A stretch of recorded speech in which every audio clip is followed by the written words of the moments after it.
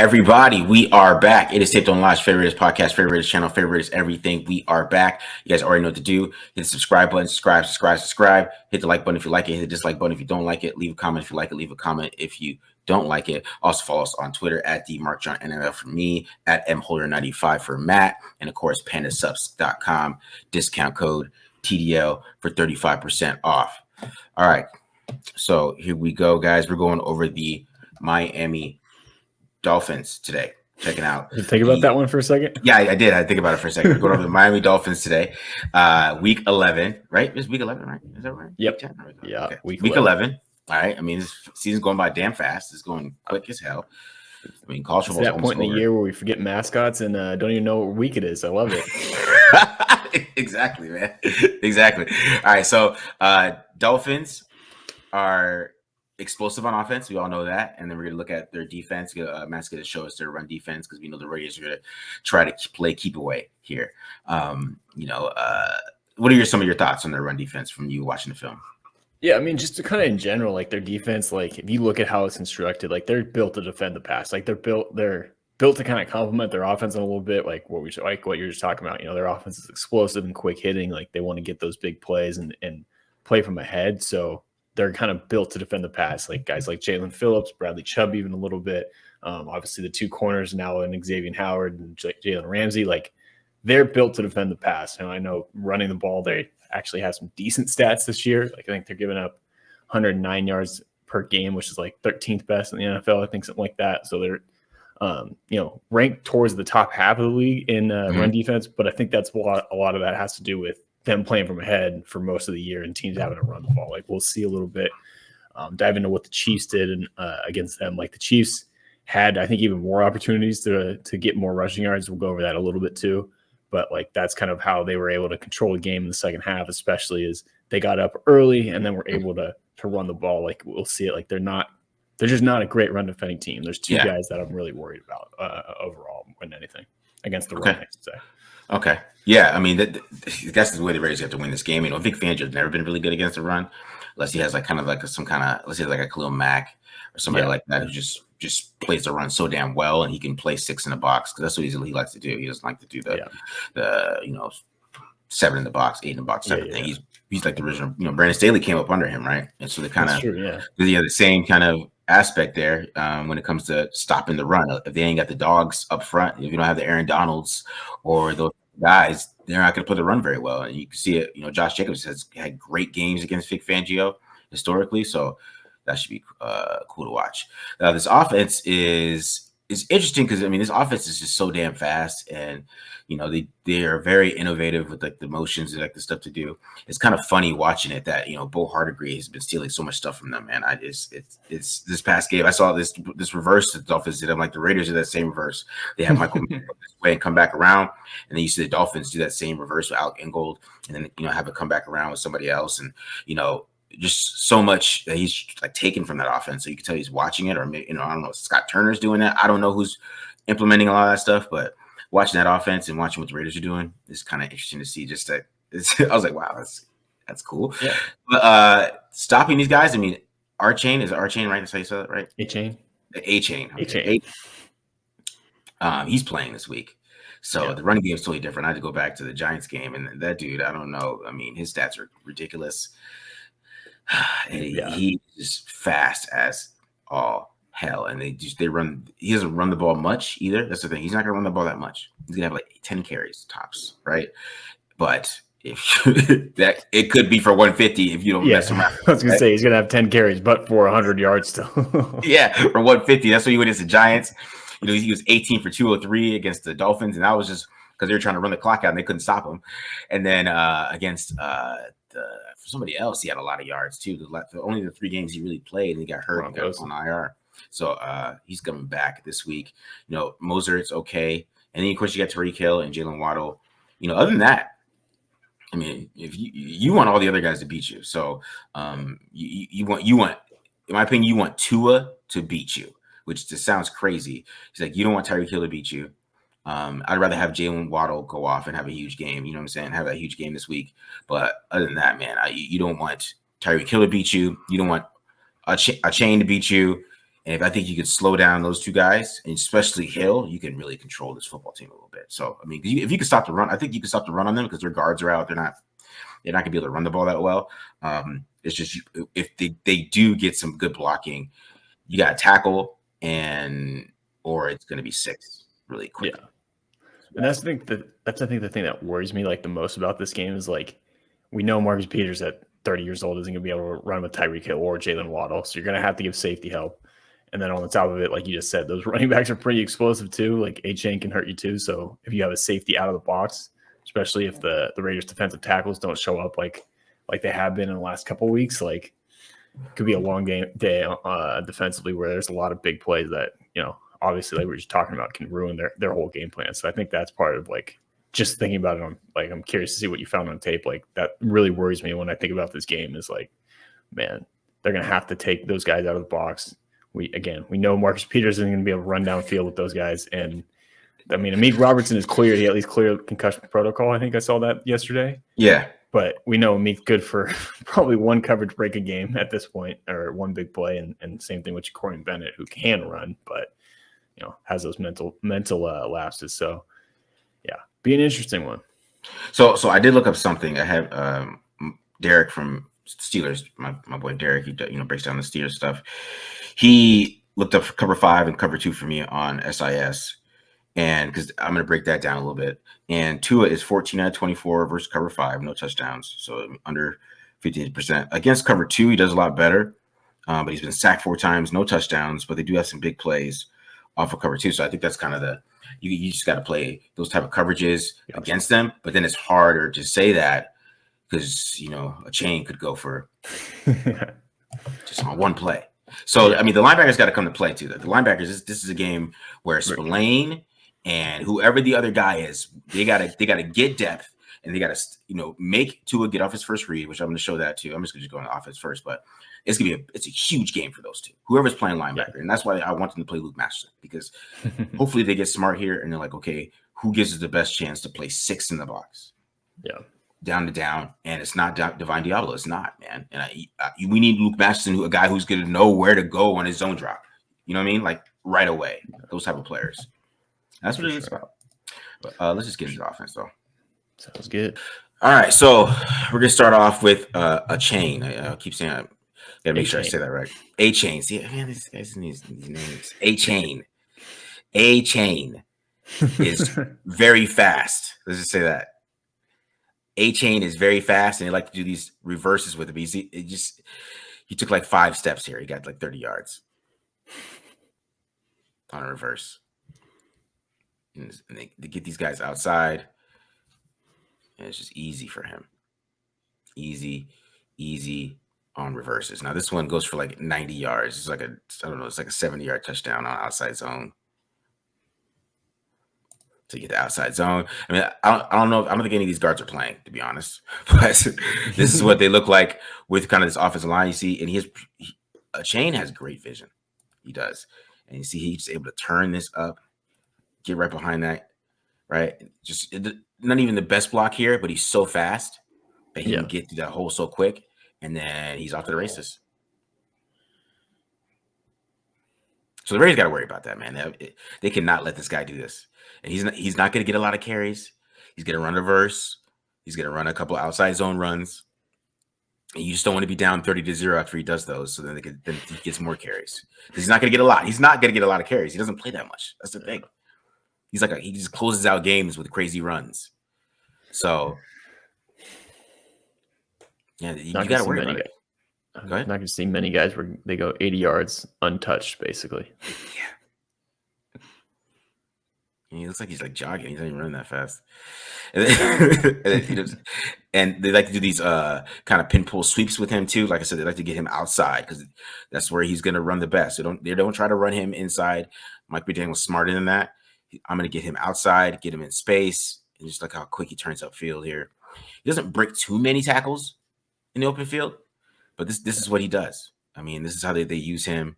You notice everything is outside zone, wide zone, pin pull sweeps, reverses. It's all those type of things. They're going to try to get him going. And then, they run a lot of tosses. They do run a lot of tosses outside. So Marcus Peters, he better come to tackle today. I don't know. They're going to run some tosses right at him. Achane's coming at him, and so is Moser. They like to run these outside tosses. They're really good at it. You got Ingold coming up front, leading the block. Moser has great vision here. Cut back right back inside, and he's just you can see how quick he can cut right there. He's an outside zone like monster. It just how quick just exactly what you want from outside zone runner. Right, and you see it right there on the toss play. Yeah, he's just money there. So, all right. So here we go. We're going to talk about, like I said, reverses. You're going to get these with Tyreek Hill. You're going to get these with Jalen Waddle too. Right? I mean, they like a damn good reverse. And they got like 800 of them. And they're coming off a bye week too. So McDaniels had more time to cook. He might be mad that we stole stuff. You never know. Yeah, he might be mad about it. Yeah. All right. So, but the run, I'm telling you right now, the run offense isn't that consistent, especially without Achane. Okay. Now, the guards inside, they don't get a lot of push. You can see Barmore, he's just dominating these guys. Then you see number 8 coming right there to finish it off. And we're getting some basic runs here. I mean, that's what the Patriots were able to kind of control them, because they like to get big chunk runs. They depend on big chunk runs. It's not like they run the ball a lot, but they depend on big chunks. And you see Barmore was just a monster on the field, man. I was just like, oh my God, that dude is taking off. But you see, he kind of just blows his play up. And you see how they're coming in really fast against the run here. They're prepared. I mean, this is not like 7 in the box. They only got like 8 in the box. I guess you can count him, but he's kind of over the tight end. But it's not a huge box here. You see there's guys in the slot. And you see Peppers, he just dives right in. He reads that real quick and comes and stops the run. So they aren't the most, I know that there's the average whatever yards per carry, and a lot of that's a chain, right? But they aren't let's say the greatest run team on the planet. So I think you can control the run game a little bit. You got to get them into 3rd and longs, right? And kind of get them out of some of the things they do. So this is the main play they run all the time, all right? So this is they're going to span the hell out of this play. The Raiders have to be prepared for this play. If they ain't prepared for this play, I think Patrick McGrath should be fired. I'm going to say that right now. So basically what you get is you're going to get either some kind of wheel route motion here. So Barrios is going to run a wheel route. It's going to be a different guy every time, most of the time. You're going to get a quick kind of slant here, basically, or a skinny post, like to call it. And then you're going to get a flat off a RPO, okay? They spam the hell out of this play. Okay, so RPO. So it gives him a bunch of options. He can go to Hill here, which he doesn't, because we kind of got covered too. I don't know why he doesn't go to Hill, but that's a different day for different conversation. Then, or you can go to the flat, or if you go too far on Hill, you got the wheel. So it gives him 3 options. Okay, and this time he goes to the flat, which I don't know why he did that. I think he was just flustered after this game, man. He was getting, I don't know. Maybe Germany here. So here's if you play it terribly. Okay, so now we're getting Tyreek Hill running the wheel, and now we don't have a tight end lined up. It's just gonna be Alec Ingold going out in the slot right here, right? So, or sorry, not the running back. You can see Jeff Wilson do it because they're gonna go reverse RPO with Alec Ingold. So we're gonna see they run a lot of 21 personnel too. It's a big thing they do. A lot of 21. And you're going to see him get the RPO here, and then you got the wheel from Hill, and you get the same kind of skinny post from Jalen Waddle, but the Patriots just play this terribly. See, they're so worried about the wheel. What happens? Jalen Waddle's wide open. 6. Easy 6. They literally just run this play over and over again. It's hilarious. It's like, man, it still works. It works for them a lot. And it kind of, because it gives a lot of options, gives them easy completions. See here's another one. Do the same thing. Now you're getting Ingold. He's running it. Then you kind of get the tight end out on the wheel here. See the tight end on the motion. He's on the wheel right there. Nothing there, right? The Patriots play this one really well, though. Nothing there. This one is covered too. And then you have to force him to the flat, which that's what you want him to do. You want to throw the flat on this play. That should be the goal every time they do this, because he doesn't want to throw the flat. I'm telling you right now, he doesn't want to throw the flat. You're going to see on this one. He's going to force this one to Cedric Wilson. Same concept, but now it's a bigger wheel. So, it's just they run the same concept, but they dress it up different, right? Yeah. Right. And now he's forcing it to Cedric Wilson. And, that's why I talk about tips and overthrows. Right there. So, and then you see here's we're going to get the Patriots actually playing it well this time. I mean, they played it pretty well. I don't know what the hell happened on that line play. But here we go once again. Same play, same look. It's not where he wants to go. He wants to go here. But the Patriots are all over it, and you force a bad throw. So, yeah, you have to be – go ahead. I was going to say, is that actually an RPO or is it just play action? Like, do they hand it to the back at all? I didn't deep dive that too much, but I figured they do at one point. They have to, right? At one point. Yeah. They have to keep you honest. Yeah, for sure. Yeah, they have to. All right, so let's get into the real guys. Let's get into this here. We got Tyreek Hill first. All right. So Tyreek Hill, he's the main guy you want to worry about. So I mean, they like to run these motion kind of wheel things here, and this is kind of just what he does to JC Jackson. It's just embarrassing. Just, currently unemployed JC Jackson, is that correct? Yeah, currently unemployed. You can see why. He just disgusting. And they're gonna do things like this. I mean, that's why you don't play a lot of cover one against these guys, because they will get you. But even if you play cover two, the safety, he can't be doing what this guy's doing. I don't know what the hell this guy's looking at, but you got to be looking at Tyreek Hill, and because that's what happens. You're not looking at him. He's like, where's my help at? Touchdown. Yeah, you at least got to get to the numbers. And it's quick, too. It's quick touchdown because he's so fast. Tua can just hit the back of his drop and just throw it. Doesn't matter if you get pressure or not. Boom, touchdown. But the safety's eyes in the backfield. Marcus Epps, Trayvon Moore can't have their eyes in the backfield at all. All right? And then, he's going to try to test windows with them, too. He's going to try to anticipate where he's going to be. Tua is probably one of the best he's probably one of the best anticipation middle of the field throwers in the NFL. You see right here, there's a lot of guys in this area, but he's going to throw it right on the money, right to Tyreek Hill, right before he can get hit, protect himself. First down. All right. And then, of course, there's Jalen Waddle. Jalen Waddle is more the underneath guy. Okay. That's why I was saying, if you want somebody to kill you in this game, it's him, because he's not going to, sure, if you don't tackle him, it's going to be dangerous. But yeah, he's not a deep threat, technically. Which is crazy to say because he runs like a 4-3, but he's more the underneath possession receiver in this offense. He just runs a 4-3. From what I was just gonna say, from what I've learned this week doing 5 questions, he's been injured for most of the year, and they're starting to break him loose more on deep routes. But okay, yeah, but like you see this on the slant right here. This if you don't, he's gonna get there and you don't tackle him. Yeah, he can add some super yak to this. So I mean, these guys, it's a track meet, guys. It's a track meet. Okay. It is. It's what it is. But you got to slow these guys down. I'm going to get to that in a second.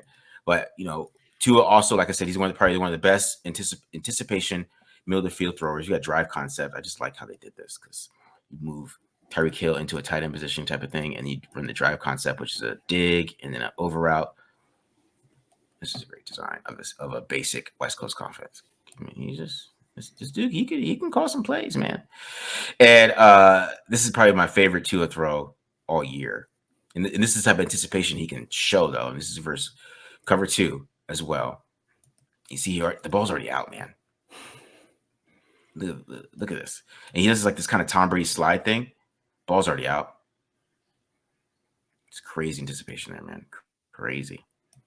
So you see the slide thing. He doesn't take a 3-step drop. He just slides on time, on the money. All right, Marcus is like, okay, how do you stop these guys then? All right, here we go. You got to punch them in the mouth, okay? So we're going to start here with a lot of cover 5, like I talked about, and a lot of cover 2. I think playing cover 2, it forces Tua to be consistent into tight windows over and over and over again, and that's where you get the tips and overthrows. And the same with cover 5, because he doesn't run. He's not that athletic, right? He's not going to run. So you see here, you got to punch him in the mouth first. Punch him. Yeah. Get him off his game. Now, Tyreek Hill still gets open here, but for some reason, this guy's looking at. This is what I'm talking about. These safeties got to wake up too. This guy's looking at Jalen Waddle, right? Because if he's eyeing Tyreek Hill, he's not open. What is he doing? Maybe this is the call. Maybe he's spraying the crosser. Maybe that's. But this is the NFL, in my opinion. And you see, he just blows right by Tyreek Hill. So, but this is the idea, right? You got to punch him, right? Play bail, right? Because this guy's getting beat. But if this guy's over the top, he can't throw this ball, and then he has to throw to Waddle, which is a little tighter coverage on Waddle there. And that's what you'd rather him go. I'd rather him throw the ball here, and we could tackle him. 54 can come over. He can make a tackle on Waddle. There's a lot of more things you can do in this cover 5 look if that safety is doing his job. Okay.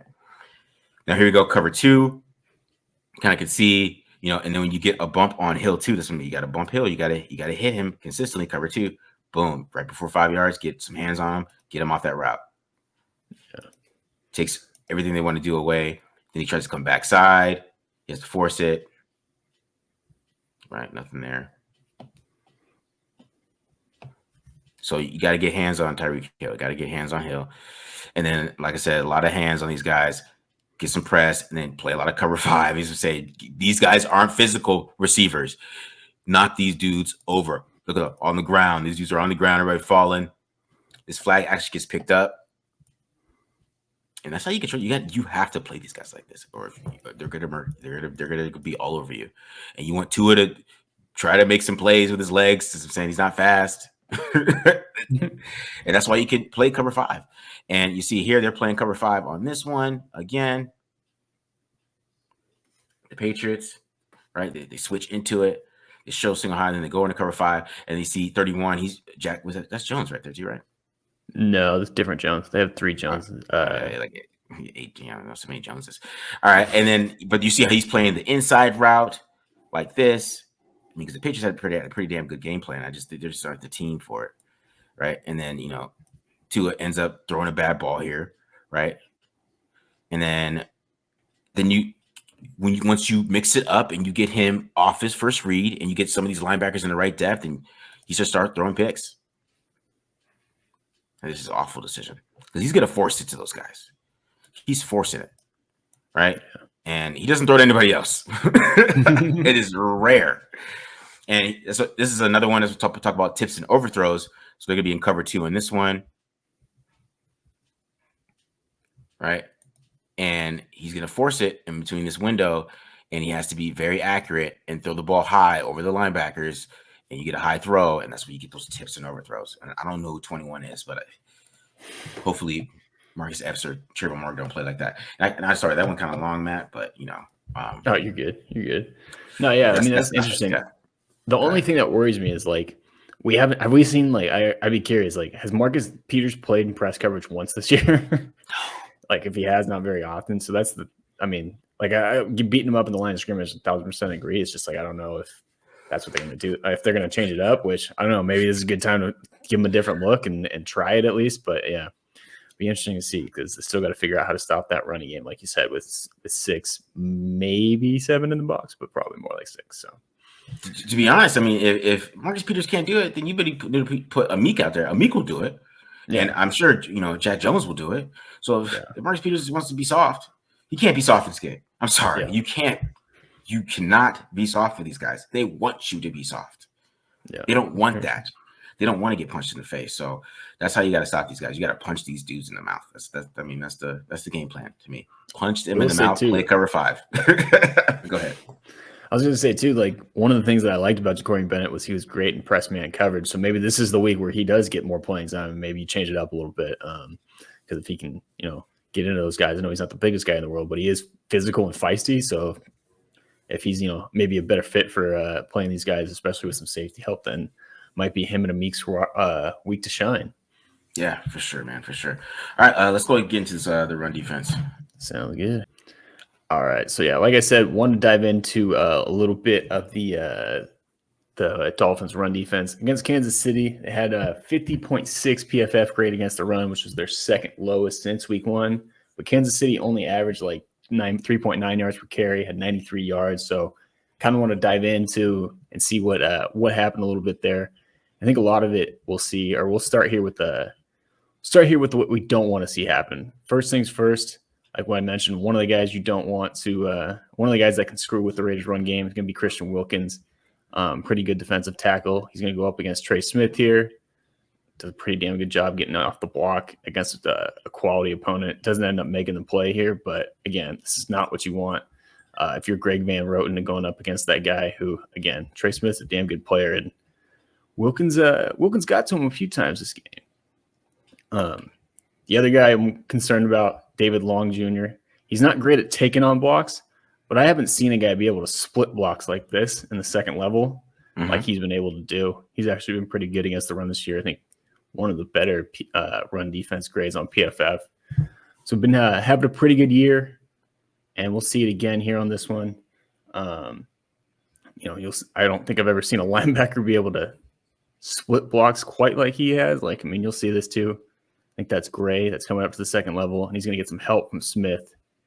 And he still ends up, sneaking between those two guys and end up factoring into the play. The other thing that I will say, and I don't think this will be as big of an issue, because the Raiders haven't been running power and gap runs quite as much with Hargady.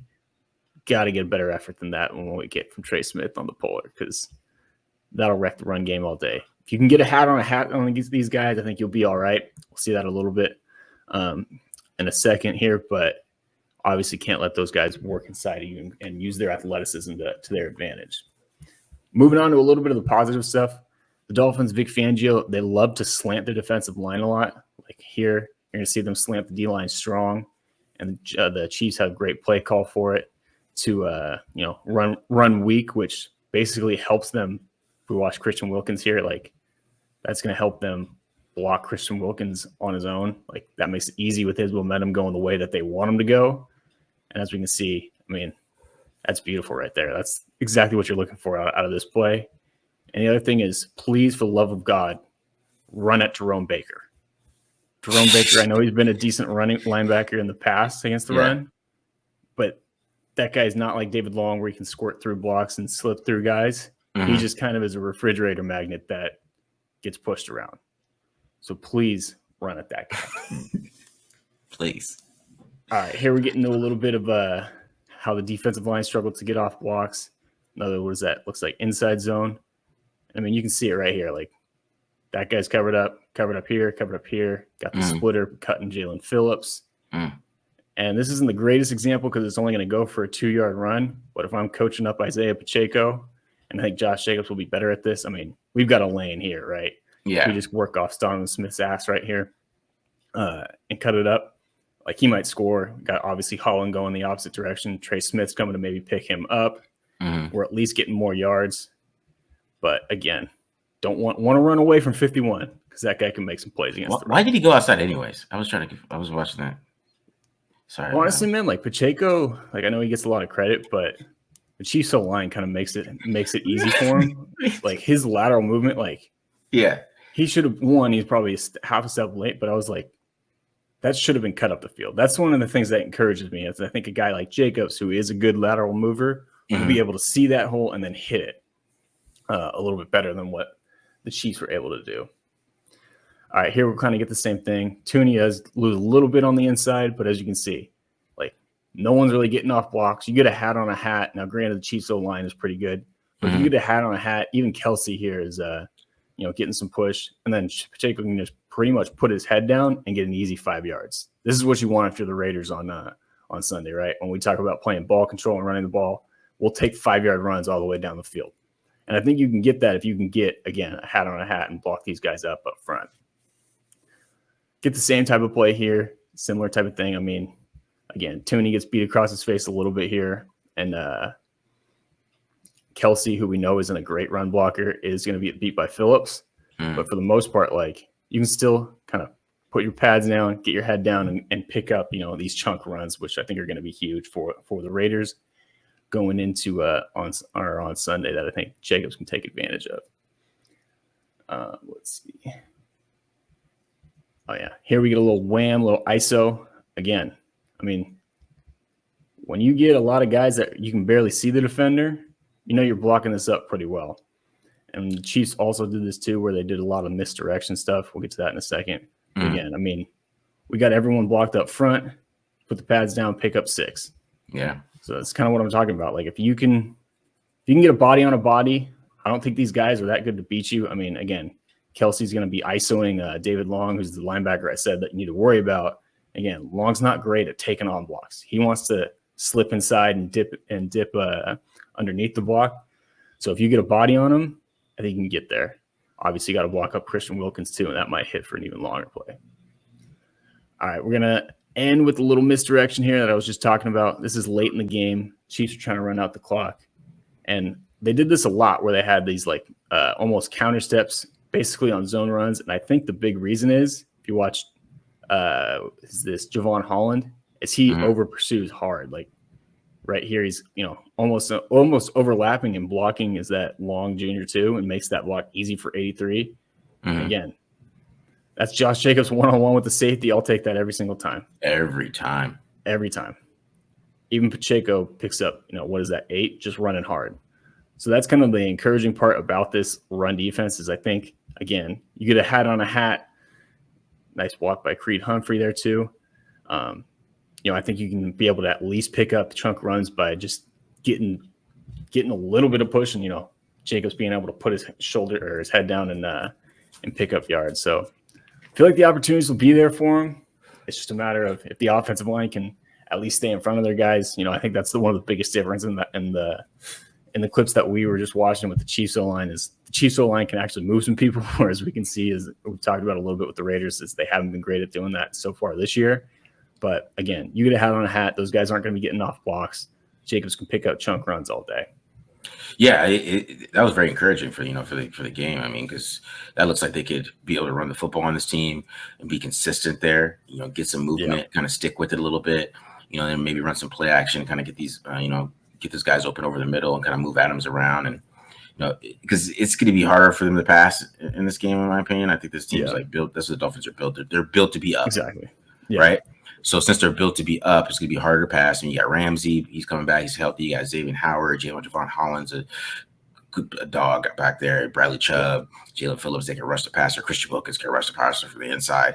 So that's what they're built to do. So you got to run the football. I mean, to be honest, that's what you have. That's the mode to beat this team. It's mode to beat any Vic Fangio offense. So yeah, man, it's gonna be tough. The Raiders could just come punch these guys in the mouth. I mean, that's all I ask, man. Make these guys hurt a little bit. Make these guys think. Because that's what we old school Raiders football, man. Like Antonio Pierce likes talking about. Like I feel like they have the right mentality going into the game. It's just a matter of if they can execute. They can come out, like you said, be physical on all aspects of the game. I think you can beat these guys. What is it? Physicality beats finesse every time. So exactly. So they got to come be physical, especially on defense too. I think defense, they got to set the tone there too. They got to take it to these guys, take it to them at the line, play press coverage. And, if they're playing press, just make sure it's not single high because we don't need that. We don't need no single high. If we're going to play press, we need somebody over the top. It needs to be cover 2, cover 5, those type of things. We're playing trail. But their formula is there, and that's how all the other teams really beat them. So, and of course, I talk about the linebackers getting back and getting depth. We talk about that one play, Tyreek Hill that I showed, making him throw high. Because these guys are short. Let's keep it real. These are not tall receivers. There are, Waddle's probably like 5'11", maybe tops. Something like that. Yeah. They're not tall receivers. So you want him to be trying to throw the ball high over the top of a linebacker. So and Tua is not a tall quarterback either. They're all kind of built like Mike McDaniel, which is funny that he's coaching them. Little guys. That's the team, man. All right, guys. So I hope you guys enjoyed that. We went over the run game for the run defense for the Dolphins, and of course, we just went over the whole Dolphins offense, which is kind of the really worrisome part of this game. So definitely hope you guys enjoyed this. We're like 3 away from 10,000. So if we need 3 people, we need 3 people. So hopefully we can get to 3 by the time we're done with this, people are done watching this. So hit the subscribe button, subscribe. Keep enjoying this, and of course check out TDL Gambling. That's already went out. We went over the odds and bets, and we'll see you guys at this reaction. Peace.